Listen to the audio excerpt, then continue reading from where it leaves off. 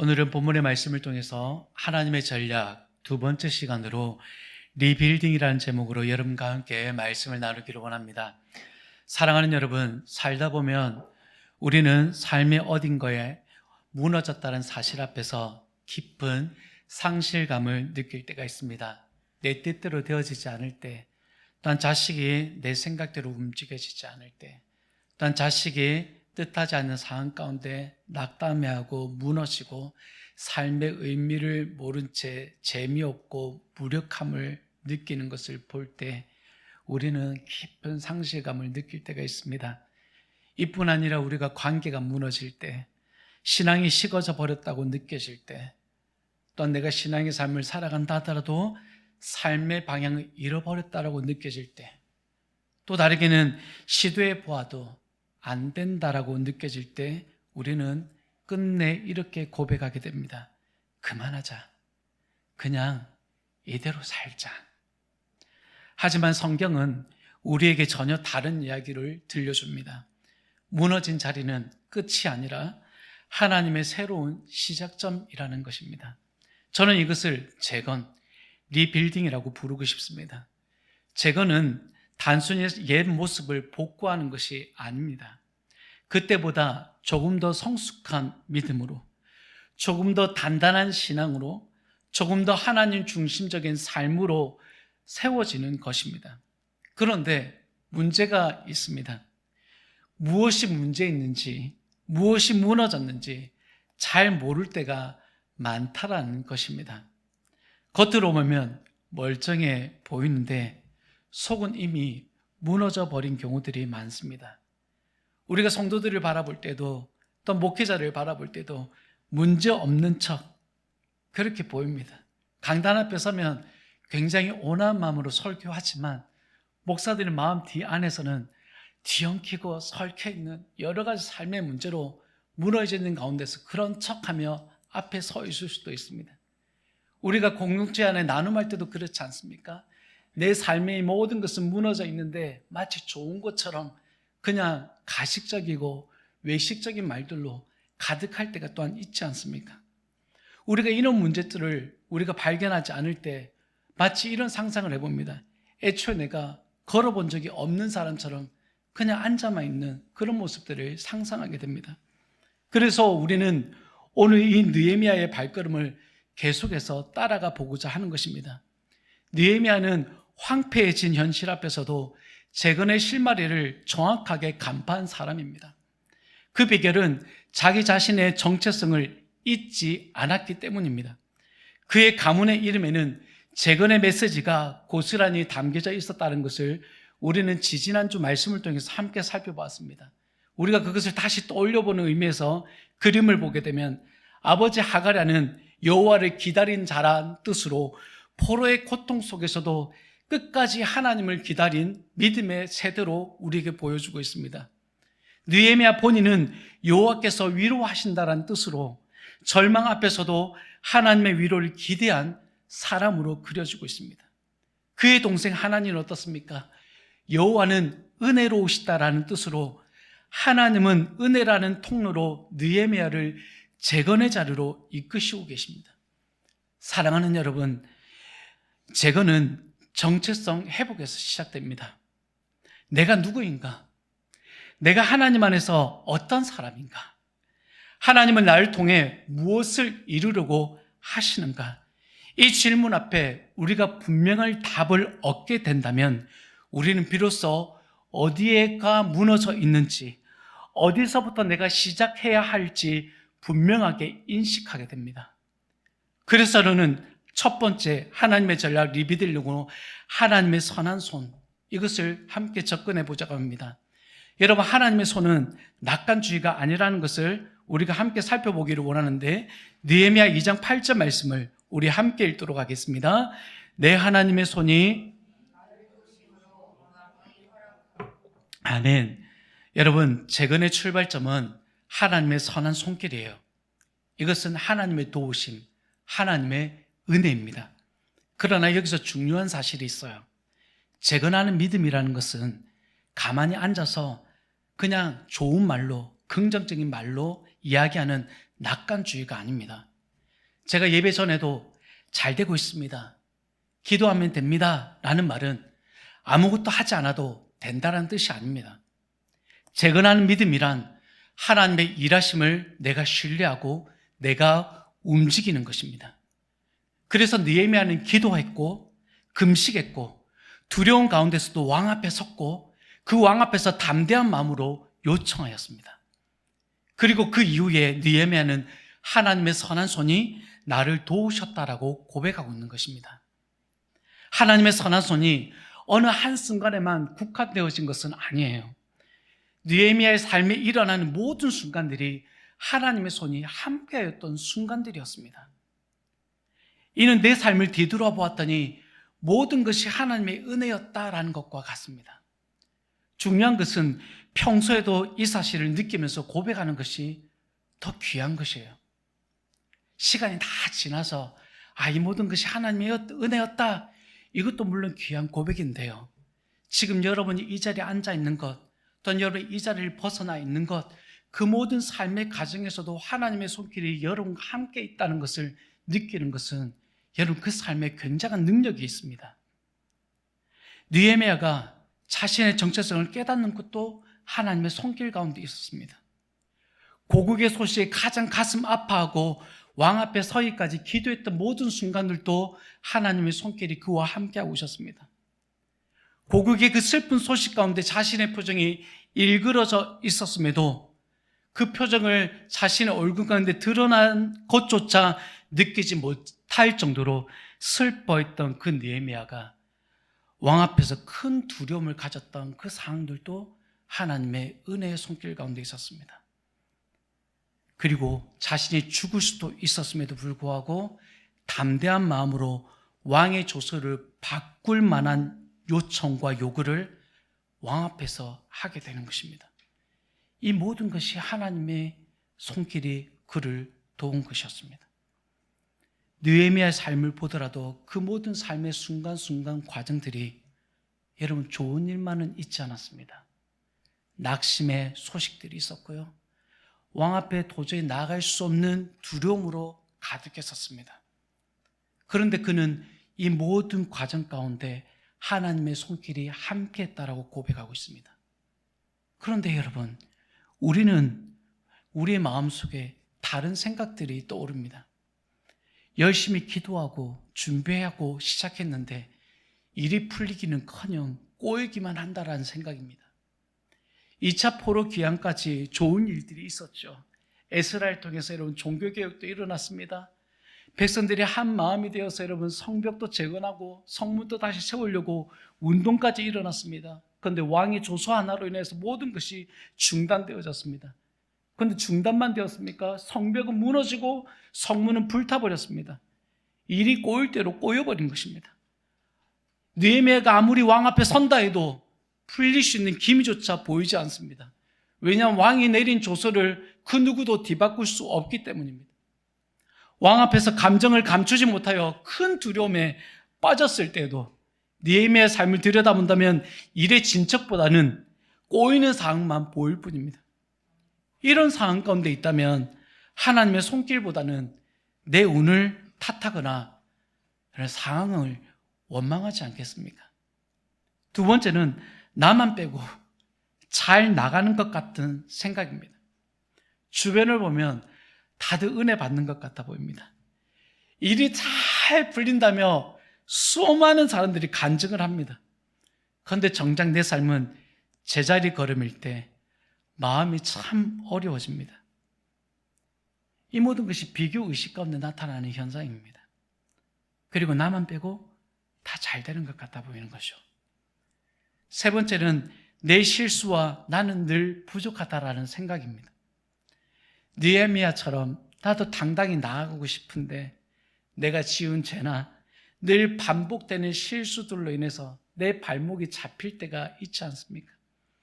내가 이렇게 부족하고 엉망인데 하나님이 과연 나를 도와주실까 하는 의구심은 계속해서 내 생각을 가득 채웁니다. 그리고는 결국 나 스스로는 그를 자격 없는 사람으로 낙인 찍어 버립니다. 네 번째 생각에는 무엇이 있을까요? 침묵의 시간이 길어진다고 생각되어질 때예요. 정말 간절하게 하나님께 매달리고 있는데 아무런 변화도 일어나지 않아요. 하나님의 응답도 느껴지지 않는 긴 기다림 속에 우리는 지쳐 있을 때도 있습니다. 여러분, 느헤미야는 왕의 허락도 금방 받고 길도 척척 열려지는 것 같아 보이죠. 그러나 그 시간이 여러분 무려 4개월이라는 시간이 지나였을 때였습니다. 우리가 이렇게 느끼는 건 아마도 자기 자식이 군대에 있을 때와 남의 자식이 군대에 있을 때의 시간의 속도와 다르게 느껴지는 것처럼 그렇게밖에 해석할 수밖에 없습니다. 마지막으로 눈앞의 현실이 너무 거대하게 생각되어질 때입니다. 통장의 잔고가 더 많아져야 되는데 갈수록 깎여져 가고 내 마이너스 통장은 더 많이 쌓여져 갈 때 우리는 내 눈앞에 있는 현실 앞에 낙담할 수밖에 없습니다. 건강이라도 좋으면 좋겠지만 건강 상태도 좋아지지 않고 인간관계는 더욱더 꼬여버린 상태에서 우리는 당장 눈앞에 닥친 이 현실적인 문제들은 나의 영적인 감각을 더욱더 무뎌지게 만듭니다. 2차 포로기 안에 있었던 백성들이 성벽 재건이 막히자 모든 사람이 낙담해 버렸습니다. 형을 찾아왔던 하나니도 그와 같은 마음이었을 거예요. 여기 있어서는 나도 더 이상 할 수 있는 것이 없다는 거였어요. 그래서 1500km를 달려서 자신의 형 느헤미야에게 가가지고 자신이 고국에 있었던 일들을 전한 것이었어요. 여러분, 이러한 부정적인 생각들은 하나님의 손길이 나를 돕고 계시다라는 것을 부인하게 만듭니다. 그리고 몸으로도 마음으로도 느끼지 못할 정도로 무뎌지게 만들어버립니다. 여러분, 느헤미야도 우리와 같은 성정을 가진 사람입니다. 그 역시 그런 모든 상황 가운데서 낙담할 수 있지 않겠습니까? 자신의 자리가, 자신의 말이, 자신의 생각이, 왕의 생각도 고국의 상황도 바꿀 수 없다는 것을 그는 절실하게 알았을 것입니다. 그리고 어떤 행위를 한다는 것도, 어떤 생각도 하는 것도 자신의 오버 행위라고 여기지 않았을까요? 하지만 느헤미야는 우리의 생각과 전혀 다른 생각으로 하나님께 기도하였습니다. 여러분 기억하시죠? 나로 형통하게 하시고 이 사람 앞에서 은혜를 입게 하옵소서. 여러분 이 고백에서는 느헤미야가 할 수 있는 것이 전혀 없다는 것을 얘기하고 있어요. 자신을 여러분 술 맡은 관원이라고 얘기하지 않고 기도할 때 주의 종이라고 얘기하고 있습니다. 여러분 종이 할 수 있는 게 뭐가 있습니까? 할 수 있는 거 없어요. 그래서 그 종의 자신의 모습을 바라보면서 형통하게 해달라고 기도하는 것입니다. 이 사람은 역시 아닥사스다 왕 앞에서 은혜를 입게 해달라고 하나님께 간구하는 거예요. 여러분 이런 느헤미야 기도 우리도 이루고 싶습니다. 느헤미야 같은 생각으로 우리가 전진하고 싶습니다. 그런데 우리의 걸음은 왜 자꾸 멈춰져 있는 것일까요? 믿음의 확신을 무너뜨리는 견고한 진의 생각들로 여러분 채워지고 있지 않습니까? 그러면서 조금씩 아주 조금씩 우리는 하나님의 말씀 가운데 순종의 자리에서 점점 떠나가고 있습니다. 사랑하는 여러분, 믿음의 확신을 무너뜨리는 생각이 들기 전에 자 여러분 다시 설명드릴게요. 믿음의 확신을 무너뜨리는 생각이 들기 전에 혹시 여러분의 삶 속에 무너진 자리가 보이지 않았습니까? 기도의 무너짐이 있었고 예배의 무너짐도 있었고 가정도 무너지고 관계도 무너지고 나의 영적인 열정도 무너지고 그리고 이제까지 내가 양육받으며 지내온 시간들 속에서 나의 생각대로 살아왔던 삶의 방식이 이렇게 처참하게 무너져 있었냐라는 것들이 여러분 깨달음으로 오지 않았습니까? 하나님은 이렇게 무너진 자리에서 여러분을 실족시키려고 하는 것은 아니에요. 하나님의 손길이 여러분과 함께 있다는 것을 여러분 인식시켜 주려고 여러분의 삶의 무너진 자리를 보여주시고 들려지게 하시는 것입니다. 그때 하나님은 재건의 은혜를 준비해 두고 계시는 것입니다. 하나님은 절대 무너진 채로 방치하지 않으십니다. 다만 내가 회피할 뿐이에요. 그런데도 하나님은 나의 정체성을 깨닫게 하십니다. 그리고 내 삶의 무너진 영역을 정직하게 바라보게 하시면서 우리가 느헤미야처럼 움직이도록 이끄십니다. 그러므로 여러분, 깨닫는 것에서만 머무르지 마세요. 움직이려 하다가 멈추지 마세요. 계속해서 움직이세요. 굳어진 나의 견고한 진을 파하십시오. 그 순간 저와 여러분은 고백하게 될 것입니다. 하나님의 손이 나를 도우셨다. 하지만 여러분이 멈춰져 있거나 묶여 있거나 머물러 있을 때는 틀림없이 여러분의 입술 가운데 이런 고백이 나올 거예요. 하나님이 나를 도우시나? 하나님 나를 언제 도우실까? 이것은 여러분이 멈춰 있다는 증거입니다. 두 번째, 하나님의 전략으로 나의 정체성을 여러분 지우려 하지 마십시오. 느헤미야 2장 10절 말씀을 여러분 한 목소리로 읽겠습니다. 시작. 호른 사람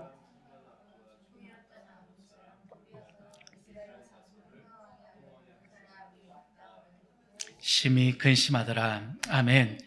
이스라엘 자손을 흥왕하게 하려는 사람이 왔다라고 호론 사람 산발락과 암몬 사람 도비아가 외칩니다. 이 표현이 참 인상이 깊습니다. 아직 성벽도 세워지지 않았습니다. 그리고 뭔가 뚜렷하게 눈에 보이는 결과도 보여지지 않았습니다. 그런데 느헤미야는 산발락과 도비아로부터 흥왕하게 하려는 사람으로 인식되어지고 있습니다. 왜 그렇습니까? 느헤미야의 삶의 방향과 느헤미야의 삶의 중심과 느헤미야의 삶의 태도와 느헤미야를 통해 하나님의 일하심이 산발락과 도비아에게 보여지었기 때문입니다. 그들은 하나님의 백성이 아니었습니다. 그들은 이방인들이었어요. 느헤미야를 환영하는 사람들도 아니었습니다. 오히려 하나님의 사역들을 방해하는 사람들이었어요. 그런데도 그들은 느헤미야를 어떤 사람으로 보고 있어요? 흥왕케 하려는 사람으로 지금 인정하고 있습니다. 여러분, 산발락과 도비아처럼 사단도 본질을 정확하게 꿰뚫어 봅니다. 사람보다 더 예민하게 하나님의 일을 감지하는 것이 사단이에요. 그렇다면 사단은 오늘 저와 여러분을 어떻게 바라볼까요? 저 사람은 무너진 것을 다시 일으키려는 사람이야. 저 사람은 하나님의 나라를 다시 세우려는 사람이야. 저 사람은 흥왕케 하려는 사람이야. 라고 말하지 않을까요? 오늘 여러분을 향해서 말이죠. 이 말을 떠올려보면 이런 생각을 하게 됩니다. 사단은 나를 이렇게 생각하는데 나는 나를 어떻게 생각하고 있을까라는 거겠죠. 여러분, 잊지 마십시오. 여러분의 무너진 영역을 직시하고 깨닫는 순간 사단은 가장 민감하게 반응합니다. 왜냐하면 사단은 하나님의 나라와 하나님의 형상을 무너뜨리는데 애쓰는 자들이거든요. 그러므로 여러분이 무너진 현장을 인식한다는 것은 이미 여러분이 하나님 안에서 흥왕케 한 사람으로 하나님이 지금 자리에 세우신 거예요. 그러니 지금 이 순간에도 사단은 우리를 바라보면서 흥왕케 하는 이들이 지금 여기에 왔다라고 난리법석을 떨고 있을 수 있어요. 여러분, 흥왕케 하는 사람은 어떤 사람일까요? 히브리어 토바는 선, 복지, 그리고 번영, 회복이라는 뜻입니다. 이를 토대로 느헤미야에게 그대로 해석하면 이렇습니다. 무너진 성벽과 불타버린 성문을 회복하게 하는 사람, 무너지고 불타버린 성벽과 성문을 바라보면서 실족한 백성들을 회복하게 하는 사람이 흥왕케 하는 사람이에요. 오늘 이것을 저희 어떤 여러분 개인의 삶으로 적용한다면 이렇습니다. 무너진 가정의 기도 한 자리를 다시 세우는 사람, 무너진 가정의 낙담한 영혼들에게 예배를 세워주는 사람, 포기 직전에 있는 한 영혼 가운데서 끝까지 그 곁에 머물러 주는 사람, 차가워진 예배의 자리에서 다시 불씨를 지피는 사람, 적은 믿음의 불씨를 일으켜 세워주는 사람, 이 사람이 바로 흥황케 하는 사람이에요. 여러분, 큰 교회 예배당에서 모든 세션이 갖추어진 예배 가운데서 음악적 재능으로 여러분의 마음을 감동케 하는 그 예배 자리에서 은혜 받는 것이 아니라 차가워진 예배 자리와 그 어떤 예배 감흥도 없는 자리에서 그것을 세우는 사람이 흥황케 하는 사람이에요. 오늘 산발락과 도비아가 느헤미야를 향한 이 한마디는 느헤미야가 얼마나 위협적인 사람이 되었는지를 보여주고 있습니다. 사랑하는 여러분, 오늘 우리는 흥황케 하려는 사람으로 이 자리에 있습니다. 믿으십니까? 믿으셔야 됩니다. 그래서 여러분 스스로에게 선포하십시오. 내가 우리 가정을 살리는 사람이다. 내가 우리 공동체를 살리는 사람이다. 내가 이 시대를 살리는 사람이다라는 거예요. 그런데 이것은 문제를 직시하고 바라보는 사람이 할 수 있는 말들이에요. 그러므로 무너진 자리를 하나님 나로 보게 달라고 기도하시기를 축복합니다. 하나님의 전략 리빌딩 세 번째로 여러분 무너진 곳을 더 자세히 살피라는 것입니다. 느헤미야 2장 11절로 13절 서로 교도가 읽도록 하겠습니다. 내가 예루살렘에 이르러 머무른 지 사흘 만에 내 하나님께서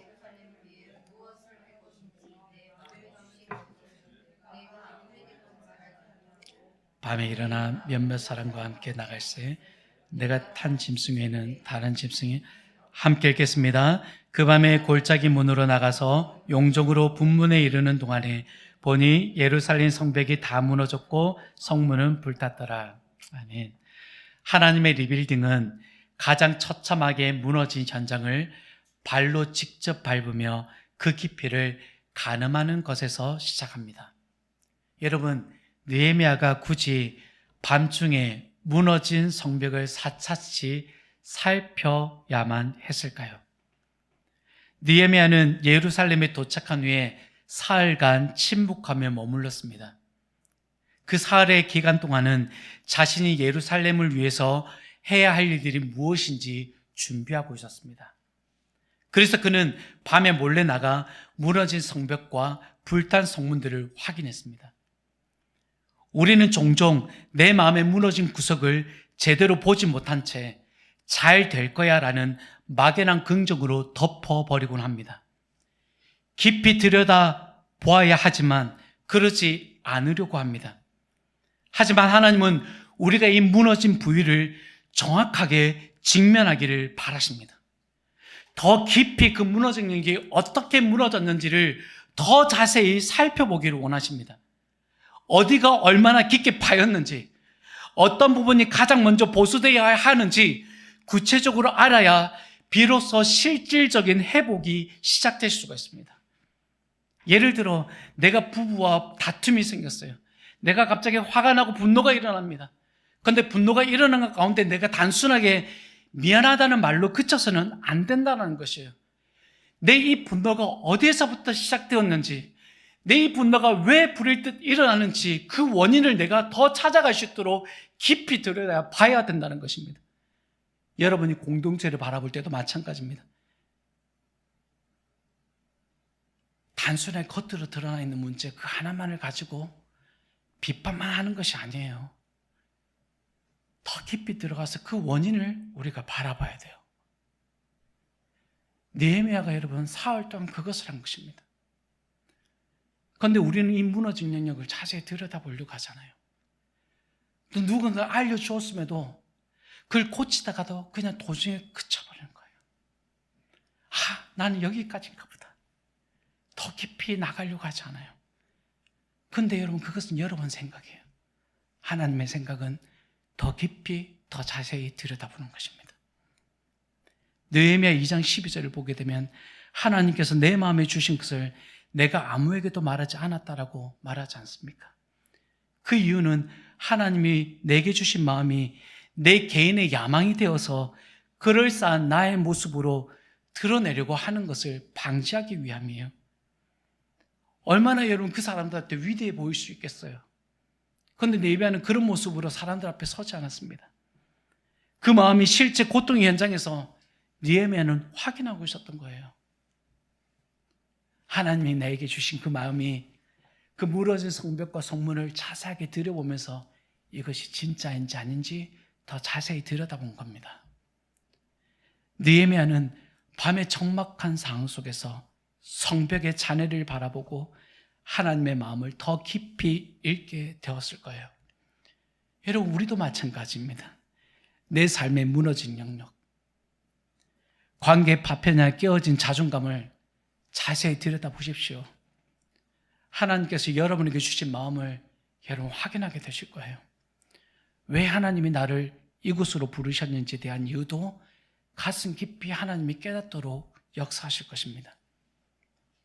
느헤미야는 골짜기 문, 그리고 용정, 그리고 분문을 차례로 살폈습니다. 보수해야 할 곳들을 함께 나눌 기회는 여러분 이후에 있을 거예요. 특히 저는 이 분문에 대해서 나누기를 원합니다. 본문에서 배설물과 제문의 잔해가 함께 버려지는 곳이 분문이에요. 오물이 나가는 가장 낮고 전한 곳이죠. 분문을 보수한다는 것은 가장 냄새나고 버려진 곳을 다시 세우는 작업입니다. 우리가 숨기고 싶어하는 가장 부끄러운 상처, 아무에게도 말하지 못한 고민들을 자세히 살필 때 하나님은 그것을 수축하게 될 구체적인 지혜를 허락하십니다. 여러분, 가장 취약한 곳이 어디인지 알아야 적들의 공격을 막아낼 수도 있지만 성 안에 있는 모든 더러운 오물들을 밖으로 내보낼 수 있습니다. 느헤미야가 밤에 홀로 성벽을 돌았던 것처럼 우리에게도 내면에 무너진 곳을 살피는 밤의 시찰이 필요합니다. 남들에게 보여주기 위한 화려한 모습이 아닙니다. 하나님과 나만 아는 그 아픈 현장을 똑바로 바라보는 용기로 우리는 내 내면의 깊은 곳까지 살펴야 합니다. 비록 지금 눈앞에 보이는 것이 불탄 성문과 돌 무더기 뿐이라 해도 여러분 낙심하지 마십시오. 느헤미야의 고백처럼 그 무너진 곳을 살피는 여러분의 마음에 하나님의 마음을 허락하실 것이고 더불어 이미 하나님의 선한 손길이 여러분 안에 머물고 있을 것입니다. 사랑하는 여러분, 세상은 우리를 보고 무엇이라 말합니까? 오늘 본문의 산발락과 도비아는 비록 적대자들이었지만 느헤미야를 보자마자 이스라엘을 흥왕하게 하려는 사람이 왔다라며 두려워하고 인정하였습니다. 무너진 것을 직시하고 세우려는 움직이려고 하는 그 사람이 바로 흥왕케 하는 사람입니다. 이것이 바로 저와 여러분의 진정한 정체성입니다. 사단은 우리가 무너진 채로 살기를 원합니다.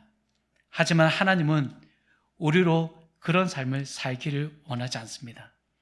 우리로 가정을 살리는 삶으로 살기를 원하시고 교회를 일으키는 삶으로 살아가기를 원하시고 이 시대를 흥왕케 하려는 삶을 살기를 원하십니다. 지금 눈에 보이는 현실이 돌무더기 같고 불탄 성문 같을지라도 낙심치 않고 하나님과 끊임없이 전진해 나가는 여러분 되시기를 축복합니다. 우리가 믿음으로 일어난 순간 우리를 무너뜨리려고 하는 견고한 지는 파괴될 것입니다. 그리고 그 가운데 하나님의 역사는 계속되어질 것입니다. 이번 한 주간 여러분이 밟고 서 있는 곳에서 무너진 곳을 다시 세우려가는 리빌딩의 기적이 오늘 저와 여러분의 삶 가운데 일어나기를 주님의 이름으로 축원합니다.